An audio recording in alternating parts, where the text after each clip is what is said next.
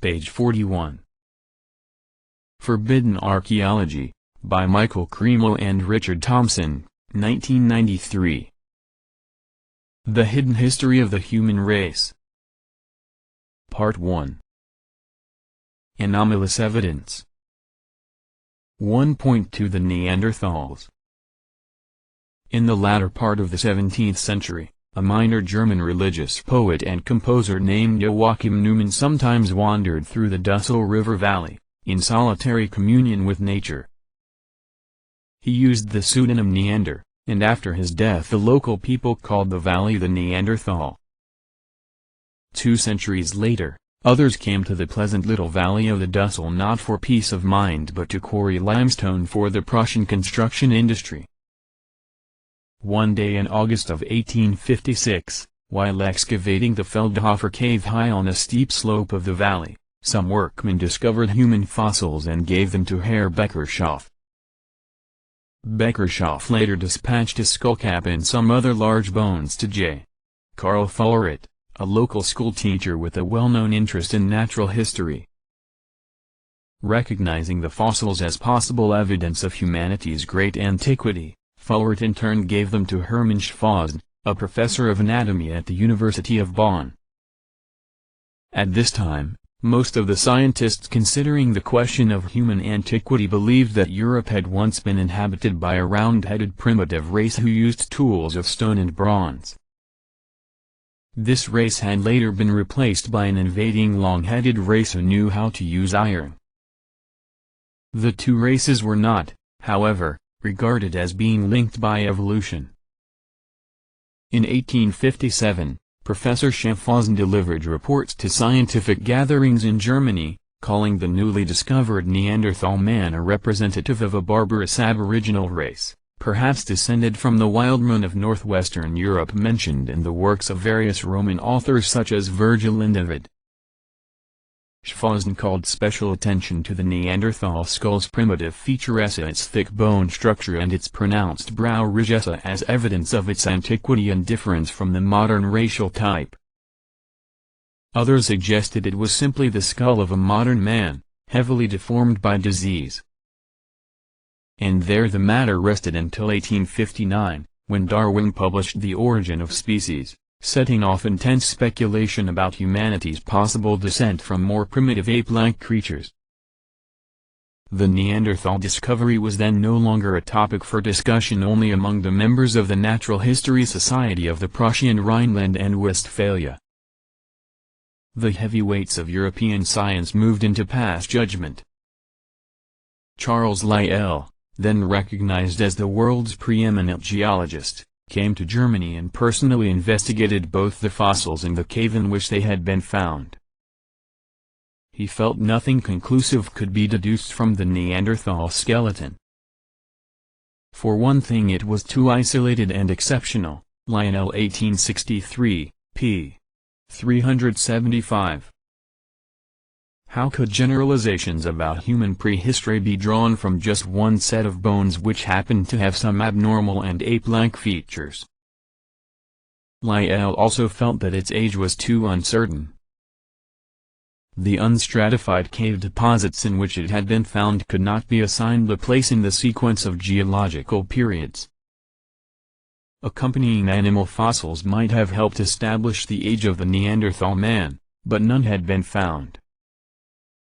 Many scientists, especially those opposed to evolutionary doctrines, thought the skeleton was that of a pathologically deformed individual of the recent era. The German anatomist Rudolf Virchow, for example, believed the crude features of the Neanderthal specimen could be explained by deformities resulting from rickets and arthritis. 30 years after first expressing this opinion in 1857, Virchow still held it, and also continued to dismiss the idea that the Neanderthal bones represented a stage in human evolution from lower species. The idea that men arose from animals, said Virchow, is entirely unacceptable in my view, for if such transitional men had lived there would be evidence of it, and such evidence does not exist. The creature preliminary to man has just not been found, Wendt 1972, pp.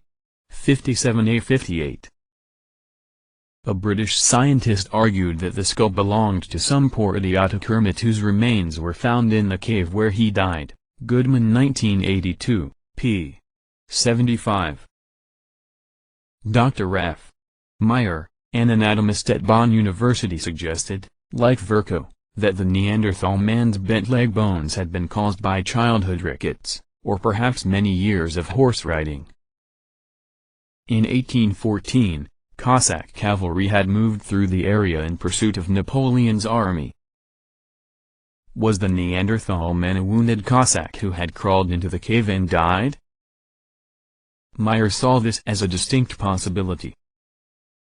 But Thomas Huxley, writing in Natural History Review, 1864, asked how a dying soldier got in a cave 60 feet up a steep valley wall and buried himself. And where was his uniform? An old skull dug up at Forby's quarry, during the building of fortifications at Gibraltar in 1848, entered the discussion.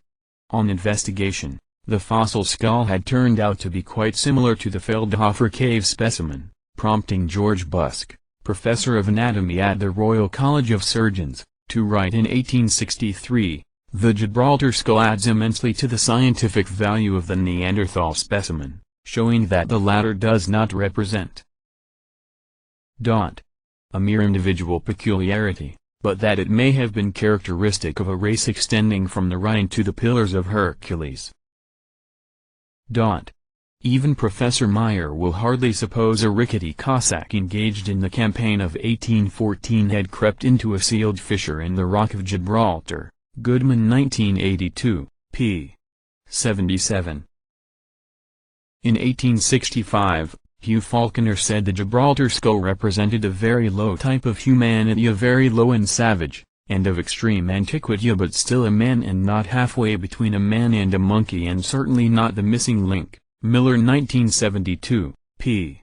62.